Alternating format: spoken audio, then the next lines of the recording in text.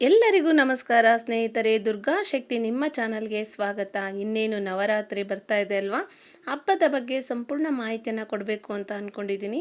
ಹಾಗಾಗಿ ನವರಾತ್ರಿಯಲ್ಲಿ ಅಮ್ಮನವರು ಈ ಬಾರಿ ಯಾವ ರಥವನ್ನು ಏರಿ ಬರ್ತಾ ಇದ್ದಾರೆ, ಹಾಗೆ ಈ ಒಂದು ಹಬ್ಬದಲ್ಲಿ 9 ದಿನಗಳಲ್ಲಿ ಯಾವ ಹೂವನ್ನು ಇಟ್ಟು ಪೂಜೆ ಮಾಡಬೇಕು, ಹಾಗೆ ಯಾವ ಬಣ್ಣದ ಬಟ್ಟೆಯನ್ನು ಧರಿಸಿ ಪೂಜೆ ಮಾಡಬೇಕು ಅನ್ನೋದನ್ನು ಸಹ ತಿಳಿಸ್ಕೊಡ್ತೀನಿ.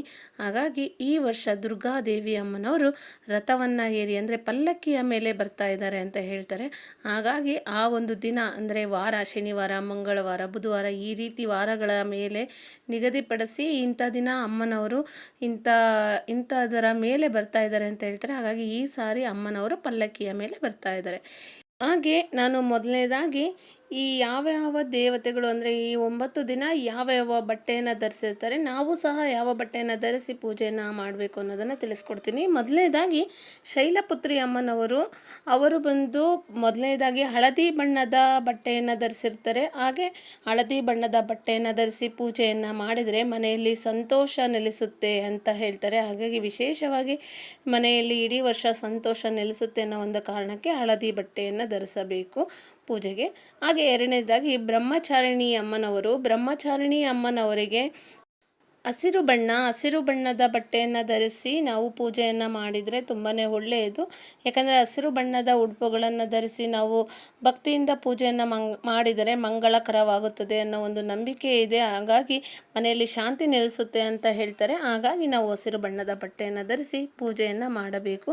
ಹಾಗೆ ಮೂರನೆಯದು ಬಂದು ಚಂದ್ರಘಟ್ಟ ಚಂದ್ರಘಂಟ ಅಂದರೆ ಆ ಚಂದ್ರಘಂಟ ಅಮ್ಮನವರಿಗೆ ಮೂರನೆಯಾದ ಬಣ್ಣ ಬೂದು ಬಣ್ಣದ ಬಟ್ಟೆಯನ್ನು ಧರಿಸಿ ನಾವು ಪೂಜೆಯನ್ನು ಆಚರಣೆಯನ್ನು ಮಾಡಿದರೆ ಶಾಂತಿ ನೆಲೆಸುತ್ತೆ ಮನೆಯಲ್ಲಿ ಅಂತಲೂ ಸಹ ಹೇಳ್ತಾರೆ. ಹಾಗಾಗಿ ಬೂದು ಬಣ್ಣ ಎಂದರೆ ಮನಸ್ಸು ಮತ್ತು ಭಾವನೆಗಳ ಸಮತೋಲನ ಇರುತ್ತೆ ಅಂತ ಹೇಳ್ತಾರೆ. ಬೂದು ಬಣ್ಣವನ್ನು ಧರಿಸಬೇಕಾಗುತ್ತದೆ, ಒಳ್ಳೆಯದಾಗುತ್ತೆ ಅನ್ನೋ ಒಂದು ಉದ್ದೇಶದಿಂದ. ಹಾಗಾಗಿ ಬೂದು ಬಣ್ಣದ ಬಟ್ಟೆಯನ್ನು ಧರಿಸೋಣ. ಹಾಗೆ ಕೂಷ್ಮಾಂಡ ದೇವಿಗೆ ಅಂದರೆ ನಾವು ಆರೆಂಜ್ ಬಣ್ಣ ಅಂತೀವಲ್ಲ, ಆರೆಂಜ್ ಬಣ್ಣದ ಅಂದರೆ ಕಿತ್ತಳೆ ಬಣ್ಣದ ಬಟ್ಟೆಯನ್ನು ಧರಿಸೋದ್ರಿಂದ ಸಾಕಷ್ಟು ಧನಾತ್ಮಕ ಶಕ್ತಿಯಿಂದ ಆಶೀರ್ವಾದ ಮಾಡ್ತಾಳೆ ಅನ್ನೋ ಒಂದು ನಂಬಿಕೆ ಇದೆ. ಹಾಗಾಗಿ ನಕಾರಾತ್ಮಕ ಭಾವನೆಯನ್ನು ಸಹ ದೂರಗೊಳಿಸ್ತಾಳೆ, ವ್ಯಕ್ತಿಯ ಜೀವನದಲ್ಲಿ ಸಮಸ್ಯೆಗಳು ದೂರ ಆಗ್ತವೆ ಅಂತ ಹೇಳ್ತಾರೆ. ಹಾಗೆ ಸ್ಕಂದ ಮಾತಾ ಅಮ್ಮನವರಿಗೆ ಬಿಳಿ ಬಣ್ಣವು ಶಾಂತಿ ಮತ್ತು ಸಾಮರಸ್ಯವನ್ನು ಸಂಕೇತಿಸುತ್ತದೆ. ಹಾಗಾಗಿ ನವರಾತ್ರಿ 5ನೇ ದಿನ ಮನೆಯಲ್ಲಿ ಶಾಂತಿ, ಸಂತೋಷ, ಚಿಂತೆಗಳು ಎಲ್ಲ ದೂರ ಆಗಲಿ ಅನ್ನೋ ಒಂದು ದೇವರ ಆಶೀರ್ವಾದ ಸಿಗಲಿ ಅಂತ ಹೇಳಿ ನಾವು ಈ ಒಂದು ಸ್ಕಂದ ಮಾತಾ ಅಮ್ಮನವರ ಆರಾಧನೆಯನ್ನು ಮಾಡ್ತೀವಿ. ಬಿಳಿ ಬಣ್ಣದ ಬಟ್ಟೆಯನ್ನು ಧರಿಸಿ ಪೂಜೆಯನ್ನು ಮಾಡೋದ್ರಿಂದ ತುಂಬಾ ಒಳ್ಳೆಯದಾಗುತ್ತೆ. ಹಾಗೆ ಇನ್ನು ಕೆಂಪು ಬಣ್ಣವು ತುಂಬಾ ಶ್ರೇಷ್ಠ, ಅದು ಕಾತ್ಯಾಯನಿ ದೇವಿಯವರಿಗೆ ತುಂಬ ಪ್ರಿಯವಾದದ್ದು. ಹಾಗಾಗಿ ಕೆಂಪು ಬಣ್ಣದ ಬಟ್ಟೆಯನ್ನು ಧರಿಸಿ ನಾವು ಪೂಜೆಯನ್ನು ಮಾಡೋದ್ರಿಂದ ತುಂಬಾ ಒಳ್ಳೆಯ ಫಲಗಳು ಸಿಗ್ತವೆ. ಹಾಗೆ ಪ್ರೀತಿ, ಉತ್ಸಾಹ ಮತ್ತು ಧೈರ್ಯದ ಭಾವನೆಯನ್ನು ಸೂಚಿಸುತ್ತದೆ. ಹಾಗಾಗಿ ನಾವು ಕೆಂಪು ಬಣ್ಣವು ಶಕ್ತಿಯುತ ಬಣ್ಣವಾಗಿದೆ ಅಂತಲೂ ಸಹ ಹೇಳ್ತಾರೆ. ಹಾಗಾಗಿ ನಾವು ಕೆಂಪು ಬಣ್ಣದ ಬಟ್ಟೆಯನ್ನು ಧರಿಸಿ ಪೂಜೆ ಆಚರಣೆಯನ್ನು ಮಾಡಿದರೆ ನಿಷ್ಠೆಯಿಂದ ಪೂಜೆಯನ್ನು ಮಾಡಿ ಹಿಂದೂ ಭಕ್ತರಿಗೆ ಇಡೀ ವರ್ಷ ಚೈತನ್ಯ ತುಂಬಿರುತ್ತೆ ಅನ್ನೋ ಒಂದು ನಂಬಿಕೆಯಿಂದ ಹೇಳಿದ್ದಾರೆ. ಹಾಗೆ ಕಾಳರಾತ್ರಿ ಅಮ್ಮನವರಿಗೆ ರಾಯಲ್ ನೀಲಿ ಅಂತಾರೆ. ರಾಯಲ್ ನೀಲಿ ಅನ್ನೋ ಬಣ್ಣ ತುಂಬಾ ಚೆನ್ನಾಗಿರೋ ಬಣ್ಣ. ಅದು ಈ ಬಣ್ಣಕ್ಕೆ ಬೇರೆ ಯಾವ ಬಣ್ಣನೂ ಸಾಟಿ ಇಲ್ಲ ಅಂತ ಒಂದು ಬಣ್ಣ. ಈ ಬಣ್ಣವು ಜೀವನದಲ್ಲಿ ನೀವು ಯಾವುದೇ ಗುರಿಯನ್ನು ಹೊಂದಿದ್ದಲ್ಲಿ ಉತ್ಕೃಷ್ಟರಾಗುವ ಉತ್ಸಾಹವನ್ನು ಸೂಚಿಸುತ್ತದೆ. ಹಾಗಾಗಿ ಈ ಬಣ್ಣ ತುಂಬಾ ಒಳ್ಳೆಯದು. ಈ ಬಣ್ಣವನ್ನು ಧರಿಸಿ ಪೂಜೆಯನ್ನು ಮಾಡಿ ಈ ಬಣ್ಣದ ಬಟ್ಟೆಯನ್ನು ಧರಿಸಿ. ಹಾಗೆ ಮಹಾಗೌರಿ ಅಮ್ಮನವರು ಗುಲಾಬಿ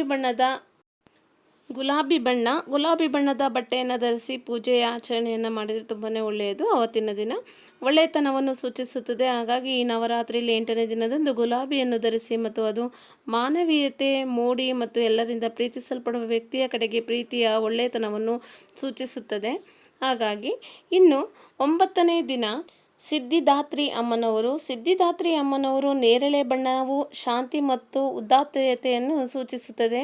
ನವರಾತ್ರಿಯ 9ನೇ ದಿನದಂದು ನೇರಳೆ ಛಾಯೆಯನ್ನು ಧರಿಸಿ ಮತ್ತು ಸಮೃದ್ಧಿ ಮತ್ತು ಐಶ್ವರ್ಯವನ್ನು ದಯಪಾಲಿಸಿ ಎಂದು ನಾವು ಭಕ್ತಿಯಿಂದ ಉತ್ತಮವಾದ ಬಣ್ಣವಾಗಿದ್ದು ದುರ್ಗಾದೇವಿಯ ಪರಿಪೂರ್ಣ ರೀತಿಯಲ್ಲಿ ಮೆಚ್ಚಿಸಲು ಸಹಾಯ ಮಾಡುತ್ತದೆ. ಹಾಗಾಗಿ ನಾವು ಸಿದ್ಧಿದಾತ್ರಿ ಅಮ್ಮನವರಿಗೆ ವಿಶೇಷವಾಗಿ ಪೂಜೆಯನ್ನು ಸಲ್ಲಿಸುವುದರ ಜೊತೆಗೆ ಈ ನೇರಳೆ ಬಣ್ಣದ ಬಟ್ಟೆಯನ್ನು ಸಹ ಧರಿಸಿ ಪೂಜೆ ಆಚರಣೆಯನ್ನು ಮಾಡ್ಕೋಬೋದು.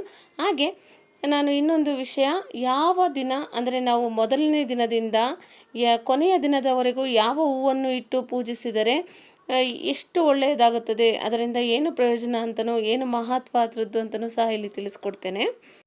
ಮೊದಲೇ ಹೇಳಿದ ಹಾಗೆ ಯಾವ ದೇವರಿಗೆ ಯಾವ ಹೂವಿನ ಅಲಂಕಾರ ಮಾಡಿದರೆ ಒಳ್ಳೆಯದಾಗುತ್ತೆ ಅಂದರೆ, ಮೊದಲನೆಯ ದಿನ ಶೈಲಪುತ್ರಿ ಅಮ್ಮನವರಿಗೆ ದಾಸವಾಳ ಹೂವಿನಿಂದ ಪೂಜೆಯನ್ನು ಮಾಡಿ, ಕೆಂಪು ಬಣ್ಣದ ದಾಸವಾಳ ಹೂವಿನಿಂದ ಪೂಜೆಯನ್ನು ಮಾಡಿದರೆ ತುಂಬಾ ಒಳ್ಳೆಯದು.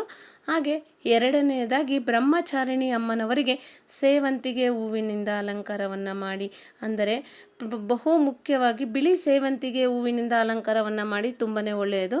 ಹಾಗೆ ಚಂದ್ರಘಟ್ಟ ಅಮ್ಮನವರಿಗೆ ಅಂದರೆ ಮೂರನೆಯ ದಿನ ಕಮಲದ ಹೂವಿನ ಹಾರವನ್ನು ಹಾಕಿ ಪೂಜೆ ಅಲಂಕಾರವನ್ನು ಮಾಡಿ ತುಂಬಾ ಒಳ್ಳೆಯದು.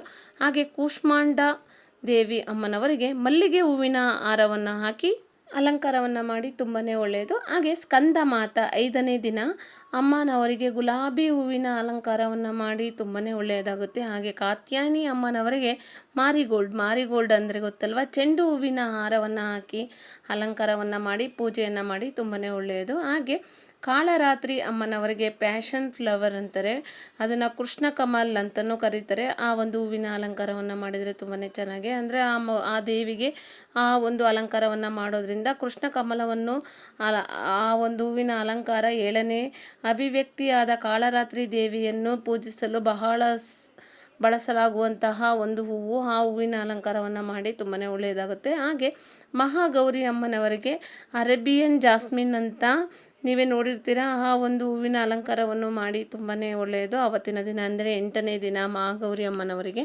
ಹಾಗೆ 9ನೇ ದಿನ ಸಿದ್ಧಿದಾತ್ರಿ ಅಮ್ಮನವರಿಗೆ ಪ್ಲೊಮೇರಿಯಾ ಅಲ್ಪ ಅಂತ ಚಂಪಾ ಹೂವು ಅಂತ ಆ ಹೂವಿನ ಅಲಂಕಾರವನ್ನು ಮಾಡಿ, ಆ ಹೂವಿನ ಅಲಂಕಾರವನ್ನು ಮಾಡೋದ್ರಿಂದ ತುಂಬಾ ಒಳ್ಳೆಯ ಫಲಗಳು ಸಿಗ್ತವೆ. ಹಾಗೆ ದೇವಿಗೂ ಸಹ ನಾವು ಮಾಡಿದಂಥ ಪೂಜೆ ತೃಪ್ತಿ ಕೊಡುತ್ತೆ ಅಂತ ಹೇಳ್ತಾರೆ. ಹಾಗೆ ನಾನು ಮುಂದಿನ ವಿಡಿಯೋದಲ್ಲಿ ಯಾವ ದೇವರಿಗೆ ನಾವು ಯಾವ ಹೂವಿನಿಂದ ಅಲಂಕಾರವನ್ನು ಮಾಡಿದರೆ ಏನೆಲ್ಲ ಫಲಗಳು ಸಿಗ್ತವೆ, ಆ ಒಂದು ಹೂವಿನ ಅಲಂಕಾರದಿಂದ ಏನೆಲ್ಲ ನಮಗೆ ಒಳ್ಳೆಯದಾಗುತ್ತೆ, ಆ ಒಂದು ಬಣ್ಣಗಳಿಂದ ನಮ್ಮ ಮನಸ್ಸಿಗೆ ಏನೆಲ್ಲ ನೆಮ್ಮದಿ ಶಾಂತಿ ದೊರೆಯುತ್ತೆ ಅಂತಲೂ ಸಹ ತಿಳಿಸ್ಕೊಡ್ತೀನಿ. ಹಾಗಾಗಿ ನನ್ನ ಚಾನಲನ್ನು ಯಾರ್ಯಾರು ಸಬ್ಸ್ಕ್ರೈಬ್ ಮಾಡಿಲ್ವೋ ಸಬ್ಸ್ಕ್ರೈಬ್ ಮಾಡಿ, ಶೇರ್ ಮಾಡಿ, ಲೈಕ್ ಮಾಡಿ. ಧನ್ಯವಾದಗಳು.